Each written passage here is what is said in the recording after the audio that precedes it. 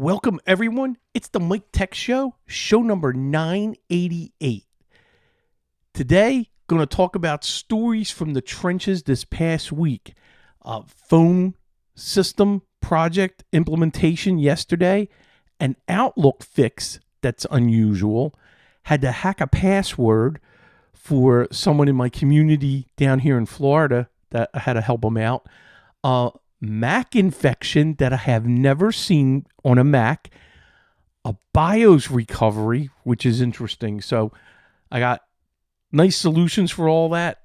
But before we start, the congratulations to the Philadelphia Flyers for advancing to the second round of the Stanley Cup playoffs. And that leads to today, which is a big Philadelphia sports day.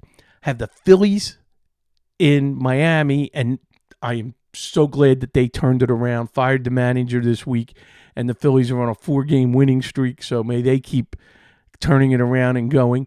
That's at 4 o'clock. The Sixers basketball game is at 7, and at 7:30, and this is Game 7 of Round 1. Then the Flyers, they've quickly, because they're playing the Carolina Hurricanes, they've already got Game 1 tonight. And then let's mix in there, if anybody's interested, you got the Kentucky Derby, like right in the middle. So big day, and wishing all my Philadelphia sports teams win. And then, of course, tomorrow, the Tampa Bay Lightning is Game 7 against the Montreal Canadiens, and that's down here in Tampa. And I'm hoping for the third round of the Stanley Cup, Flyers versus Tampa. That's going to be a monumental task for that to happen for both those teams. But that would be great because I would go to games 1 and 2 down here.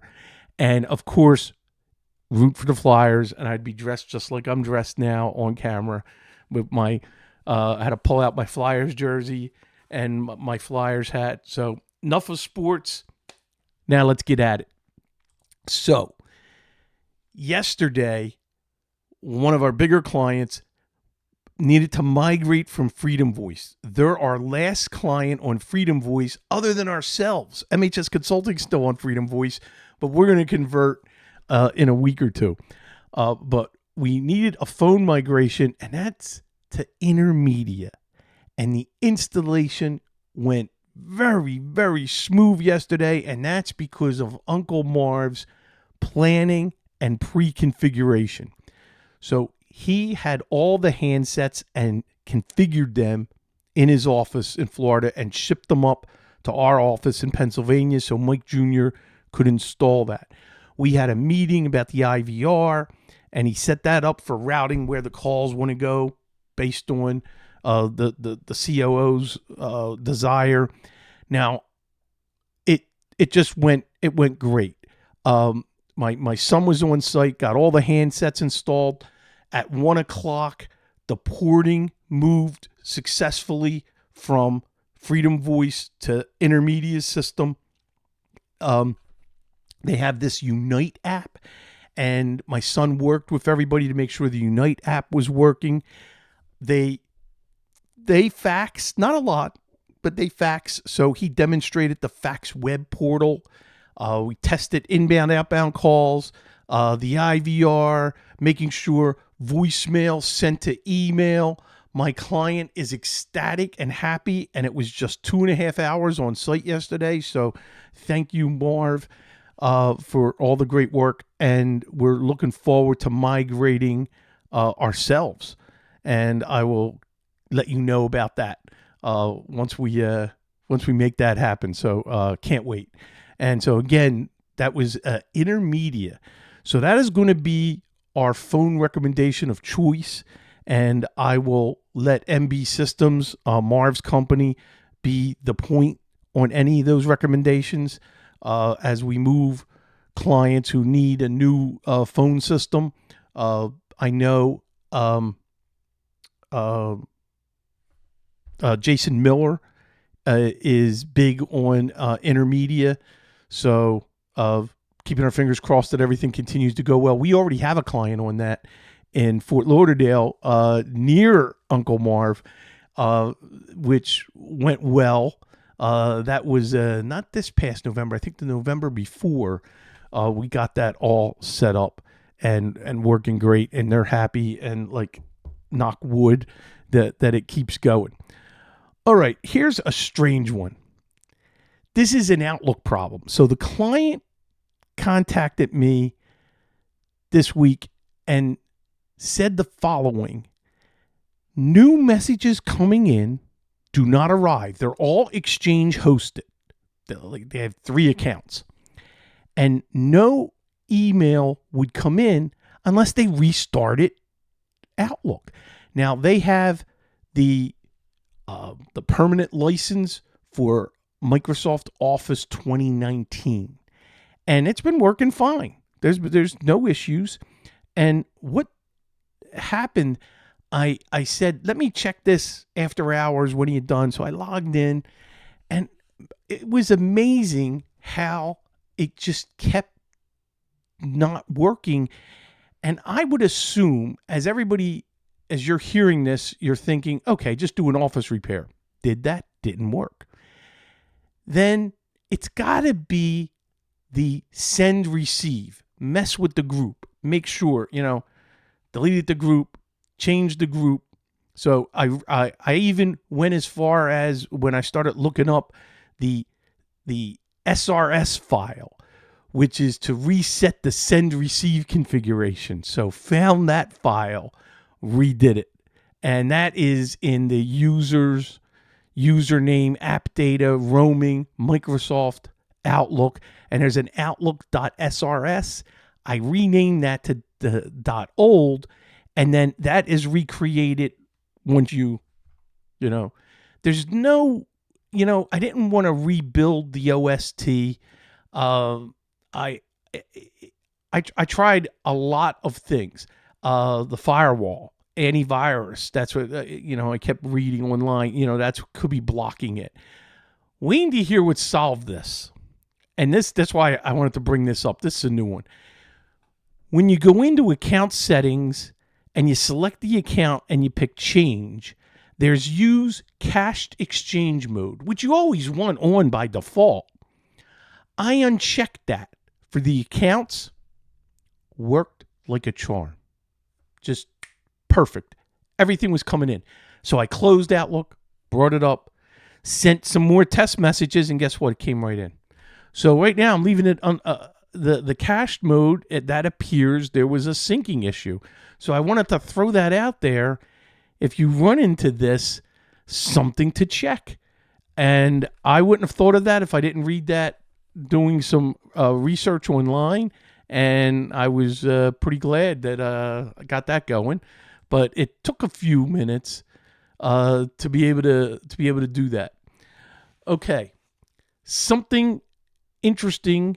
I'm setting up a client with his email was hosted by Google, and it's a small law firm that he's going to be it's going to be disbanding the end of the year, and he's going to be on his own practicing. So he has his own name for the domain, and he currently has that under Google, and he wants it under Microsoft. So I had him, we logged in together and purchased the Microsoft 365 Premium, and now I have to change the DNS. And he doesn't care about any of his old email on Google, which is great. Something I noticed in the Microsoft, under the settings in the admin portal and domains, you have to publish a little text MS with a bunch of numbers to prove that you own the domain. And I did that in the DNS, and then it allowed me to go further. And I noticed, and I really like this, where the next step is to do the rest of the records, the EMX record, the SPF record, the auto discover. I noticed DKIM is now listed there, and I'm really glad. Used to have to go extra steps, and I'm really glad DKIM's there. Now my question is, why isn't DMARC there? And they could actually step you through what you want for the settings for DMARC, I'm surprised. Microsoft needs to do that. So working on that, and then we're going to test the email tomorrow, Sunday actually, and my client and I, for his new account, setting him up for the first time with MFA, going to test sending mail, to the new account, and then he's on his way with his new account. All right. Got a call from someone in our village down here in Florida where they need to get into the system, where they need the password reset. And it's Windows 10, and I don't even have Windows 10 USB sticks. And so that's why I wanted to go over this. And I'm actually going to demonstrate a couple things for this. Let's change, and let's get to my system. Okay, so in order to reset the password, the hack, and we've went over this a couple times, and you probably see this online, but I wanted to go over something. By the way, I used a Windows 11 boot. So once you boot and get to recovery, you can boot Windows 11 even though it's a Windows 10. And what you need to do is once I'm going to run this as administrator, CMD, and then once you do that, you can go to fix and repair the system, then go to recovery options, then go to command prompt. And when you boot on a USB stick, that becomes the C drive. So the real C drive, you need to know what letter it is. And I notice a lot of instructions don't go over this. So when you get to the command prompt, type disk part, and I'm typing that. And now you're in the commands for disk part. And what we're going to do is now you want to list volumes. And VOLUMES. And once you, I think I spelled volumes wrong. Let's see. List volume, not volumes. Okay. When you list volume, take a look at the LTR, the letter going down. So as you can see on my main partition here, it is C. But if you're booting up from a USB stick, that may probably be D. So now you know which drive letter is the actual C drive of the system you're working on. So this is something I just don't see this enough in the instructions that my son and I have to make sure that you know which drive letter it is, because now you could type exit, go to the C drive, we're already in C, so you would go to D or whatever. And now you would, go to Windows, and then you would go System 32. And the hack is simple. It is the renaming of the utilman.exe, and you rename it utilman1.exe. So rename utilman1, utilman.exe to utilman1.exe. Then you want to rename CMD to utilman. So rename cmd.exe to utilman.exe. And now you got it. Now you can reboot the system. And then when you click on accessories, I was going to try to demonstrate that, but I'm afraid I'm going to get disconnected, and I don't want to do that during the live recording here. So we're going to pretend that I clicked the icon to go to accessory options on the main screen after the reboot. And basically what it'll do is it'll give you a command prompt like this. So now I'm going to share a utility that I'm not sure everybody realizes, even for not hacking the system. When you open a command prompt, go to control, type control, and give me a second. User passwords. Passwords 2. And what you get is a menu, a GUI program with all the accounts that have, login privileges for the computer. And it's real easy. Now, this one I can't reset, but you could take another account. You'll be able to click reset password. Or you could go into the properties here, and then you could see what groups they're part of, administrator or others, standard user. So you can make them an administrator. And this is a cool utility to have, because now you could go to advanced, and then you could even go to advanced user management. And this is a quick way of getting to users and groups for local users and groups. So you can see all the users here, and then you can see all the groups, and you can put the users, in whatever group they need to be in. And you could do all this before you even log in to the system. And so this is where I was able to reset his password for the local administrator account. And once we did that, I was able to log in. Boom. Perfect. No problem. Everything's good. So what we're going to do now, since I'm kind of done demonstrating this, we are going to log out from my local account. And let's give this a second here. And you have a blank screen right now. And now, if you take a look, I want to see, you'll see accessories right here, accessibility. So let's click that. And notice it came right up for the screen for being an administrator command prompt.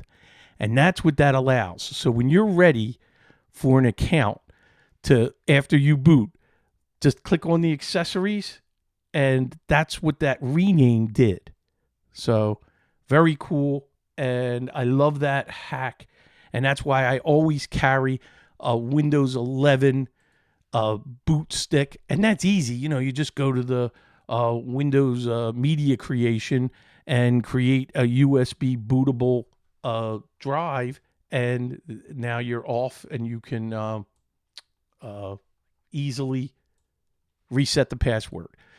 So did that, and I figured, let me go over that with everybody and talk about it. So now, Mac infection. Now, this was interesting because it's the first time I've witnessed this on a Mac, and I wanted to mention this. You know how someone on Windows, they go to a site and the site's infected, and it starts talking to them. So over their speaker, your system's infected. Don't turn anything off. Don't call this number. So one of my Mac clients actually got that. And I figured, well, let's see, the same fix should work. So let's reboot the system. So better than that, I went into my sync row where I have them on for managing the system, and I just sent a reboot command, reboot it, and that fixed the problem. What I'll tell Windows users before I then jump in and do a cleaning just to make sure is pull the power plug. So you pull the power plug, and once the system restarts, it gets rid of that particular infection. But I wanted to mention that because I just thought, wow, this is really interesting, for having this problem on a Mac. And Macs, hey, they get just as many infections as Windows anymore. So don't let anybody tell you that a Mac is safer or easier. So my clients know this, and that's why I make sure they all have at least they're running Malwarebytes on all their systems. Now this one was a first, and this is how the firmware was being updated when the system went offline. Now, don't know how it lost power or whatever, but it was in the middle of a firmware update and it hung. And when he rebooted it, that's it. Never to boot again until we were able to fix it. So this was a Dell computer, and this actually fixed the problem, which is the Dell BIOS recovery from the board. So this was an Optiplex Micro 7020, and the system couldn't boot. So we powered the system off completely. Disconnect any unnecessary USB devices. Plug back in the AC power. When it's booting, hold Control Escape on a wired keyboard. And while holding them, press the power button and keep holding Control Escape until you get a BIOS recovery screen. And if the menu appears, choose Recover BIOS, then confirm and let it run. If it completes, it should reboot on its own, and then test normal boot to check the BIOS version and etc. and just go on. It could also come up with, which makes it a lot tougher, no recovery image found. So one of the things I had my son prepare was create a USB BIOS recovery stick just in case. And Dell has a documented process for that. And you would do that for whatever brand of system you're doing it. But that was a first, having to do a BIOS recovery, and it worked right from the board. So my son was on site, and I prepped him with those instructions, and then the instructions on prepping the USB BIOS recovery. So a lot of interesting firsts this week with problems. So that's what made it interesting. And I started documenting these. I was like, oh, okay, that's my show for Saturday, because, by the way, Thursday night, I had too much to do. And we had a late meeting prepping for the phone install for Friday. So that's why I had to push the show being recorded today, being Saturday afternoon. All right, so let's keep going. Still got a couple more things. So my UPS, a couple nights ago, an alarm went off, and it was I have two UPSs in my office here. I have one that has my system and monitors on, and then another one back behind my head on the table there on the on top of the drawers, that the BIOS router, my wireless access point, the OTR for Frontier BIOS. And one of the things that, when you get that message, the battery's bad, this UPS has served me well. And it's, by the way, CyberPower. And a long time ago, I know APC was the standard. Not anymore. The last few years, I have been dealing with just CyberPower, because I've been very disappointed with not only the options, but the performance of APC power supplies, UPSs. So I've been a CyberPower guy, and it has served me well for 6 years, and I was not going to go through changing the batteries out. I said, let me just replace the whole thing. So if you notice behind me, over my left shoulder on the floor under one of the Phillies things there, you'll see a black UPS. That is charging. That's the new one that's going to replace it. And I'm going to have a link. As a matter of fact, let me go back to the power supply that I am, let's sign in here. Now we're, of course, signing in is going to be, there we go. All right. So now, because I signed out, it closed out all of my links. So let me open up Word, and let's go to the UPS link. And that, of course, is not cooperating right now, because I want it to cooperate right away. There we go. Let's see. All right. So, and you can see I purchased this 2 times already. So this is what I purchased. And that I have to replace like literally today, either tonight or tomorrow. So one of the things I noticed about the new version here, I have a USB-A and a USB-C on the front. And then this is the back. Now, interesting, I'm not going to have the USB or serial going back because there's no computer over there. So right now, you have surge and you have surge battery. So I have only one item, the light behind me, that's plugged into the surge, but all the equipment I have plugged into the surge and battery. And as you can see, the price was under $200. So that's why I purchased a new one, because I mean under 200, and it's a 1500 with a 900 watt and 12 outlets. So that was perfect. So I have that, and I'm going to do that tomorrow. I just hope it lasts right now, because the EO2 came up again right before I started the show today. Now, what was interesting, the first night when that went off and I silenced the alarm, there was just a couple seconds, a little power hit for a few seconds. It shut that off, and it didn't come back on. And when I woke up in the morning, I had no internet, and that's because everything was dark. So I started it up, and everything looked good. And I was like, "Ooh, I had already ordered the batteries. I had already ordered the new UPS." So I figured, "Oh, this is great. I'm glad I ordered that." But now I'm worried if there's a little glitch, it's going to shut down. So that's why I got to get to this. Now, because I got so many sporting events tonight that I want to be watching, I don't know if I want to interrupt everything and give it a few minutes to come back on. I'm hoping I can hang in there till Sunday morning, and then I can do that tomorrow morning. So, all right. Let's see. Couple things that ordered a system right away.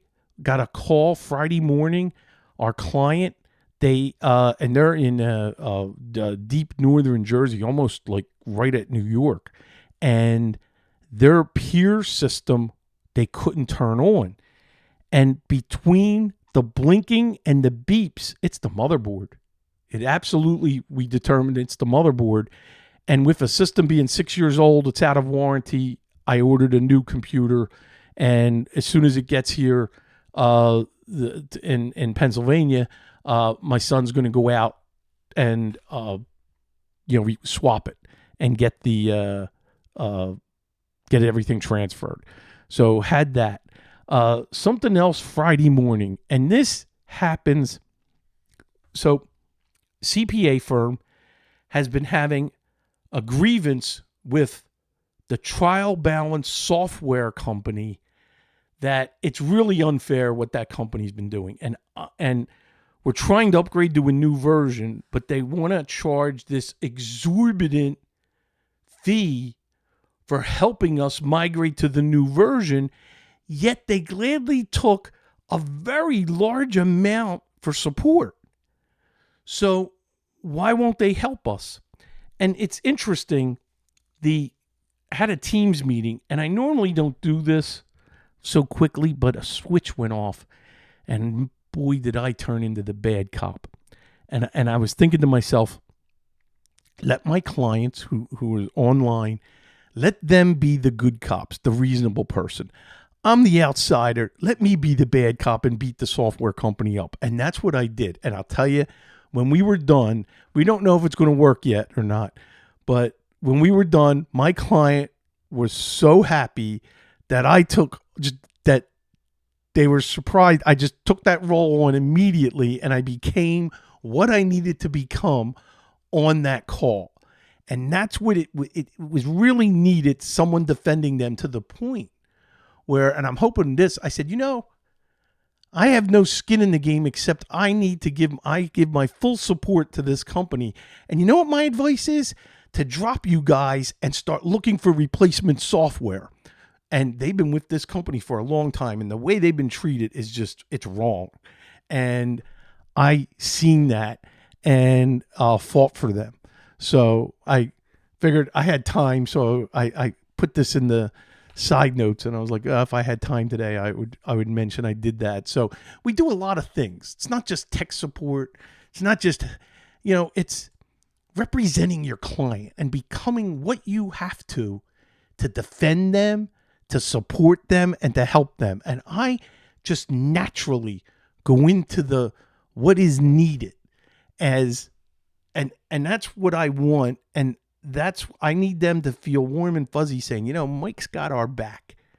MHS Consulting, they're taking care of us. They're looking out for us. And that's what I want. And I wanted to communicate that, because sometimes it's not just all just solving their problems. Yes, solving the problems and doing the tech support and is great. But it's sometimes these little other things that you have to do that cement the relationship with your client and make them where they're not ever going to think of going anywhere else. So with that, I want to thank everybody for staying subscribed and downloading the show. I really appreciate it. Thanks for subscribing to the video on YouTube at Michael Smith MTS on YouTube. And if you haven't subscribed, please go over there and subscribe. The show notes and everything about the show is at MikeTechShow.com. If you have any comments, questions, follow-ups, you want to hear about something, you got a story to tell me, please email me, MikeTechShow@gmail.com. That's it. Everybody have a great week, and I'll see you hopefully Thursday night, normal time this week. Bye-bye.